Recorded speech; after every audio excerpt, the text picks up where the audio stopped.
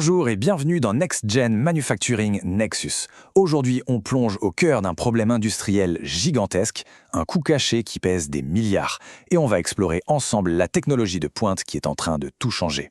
On commence avec un chiffre qui donne le vertige, 1,4 milliard de dollars. C'est le coût estimé, chaque année, des arrêts de production non planifiés pour les 500 plus grandes entreprises du monde.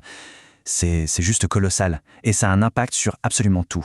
Et pour que ce ne soit pas juste un chiffre abstrait, imaginez ça représente une perte de 11% de leur chiffre d'affaires annuel. C'est comme si plus d'un mois de revenus partait en fumée chaque année. Ça vous donne une idée de l'ampleur du problème. Alors la grande question, c'est d'où vient ce coût complètement fou ? Eh bien, la cause principale est presque décevante de simplicité. Ça tient en un mot, l'attente. L'attente interminable pour des pièces de rechange essentielles. En fait, c'est encore plus précis que ça. Près de la moitié de ce problème monumental, 45%, se résume à une seule chose. Une pièce, souvent toute petite, mais vitale, qui lâche au mauvais moment. Et quand cette pièce casse, le chrono se lance. Et les délais sont ahurissants. Dans l'aérospatial, on parle d'environ 100 jours. Pour une plateforme pétrolière, ça peut monter jusqu'à 16 semaines. Et dans l'automobile, jusqu'à 9 mois.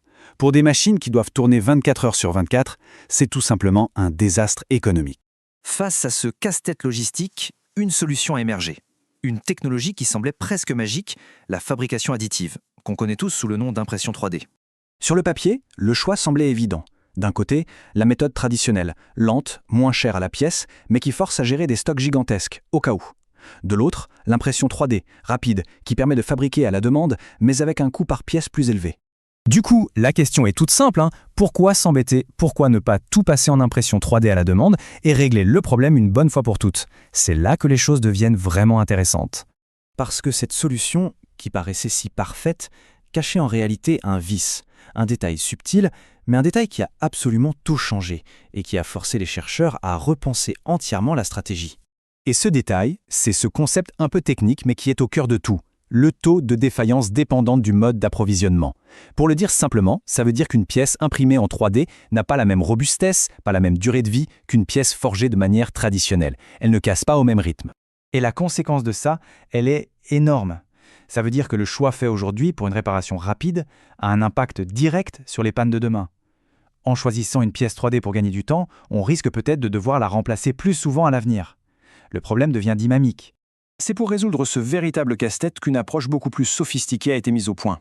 Une stratégie qui ne repose pas sur une règle simple, mais sur la puissance de l'intelligence artificielle. Et la solution est brillante, vraiment. Elle se déroule en 3 temps. D'abord, on ne choisit pas son camp. On utilise les 2 méthodes, traditionnelle et additive, mais de façon stratégique.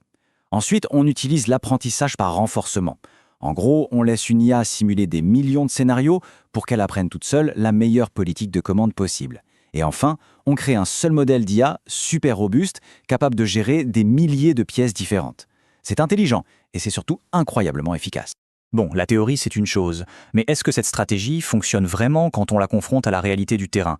C'est ce qu'on va voir tout de suite parce qu'elle a été testée dans un environnement industriel où les enjeux sont énormes.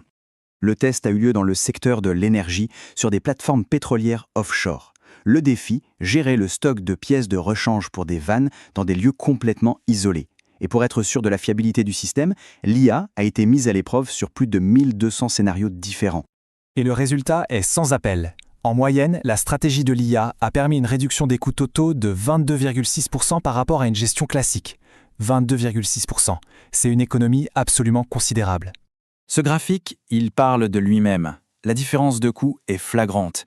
Et il faut bien comprendre d'où vient cette économie. Ce n'est pas juste en achetant des pièces moins chères, c'est surtout en évitant les fameux temps d'arrêt, ces pannes si coûteuses, grâce à des décisions de gestion de stock beaucoup plus fines et intelligentes. D'ailleurs, l'étude le met bien en évidence. Le simple fait d'ignorer la différence de durabilité entre les pièces, ce que font les modèles de gestion plus simples, peut faire grimper la facture de près de 9%.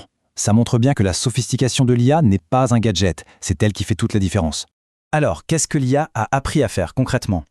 D'abord, elle a massivement privilégié la rapidité. Plus de 71% de ses commandes sont allées à l'impression 3D. Ensuite, elle a bien compris que négliger les taux de défaillance est une erreur de débutant qui coûte très cher. Et enfin, elle a appris à commander de plus gros volumes à la source la plus rapide pour limiter au maximum le risque de se retrouver à l'arrêt. Tout ceci nous amène à une question de fond. À l'heure où l'industrie devient de plus en plus intelligente, où les chaînes logistiques se décentralisent, on est en train de se demander à quoi va vraiment ressembler l'usine du futur. Et la réponse, grâce à des technologies comme celle-ci, pourrait être bien plus dynamique et réactive que tout ce qu'on avait pu imaginer.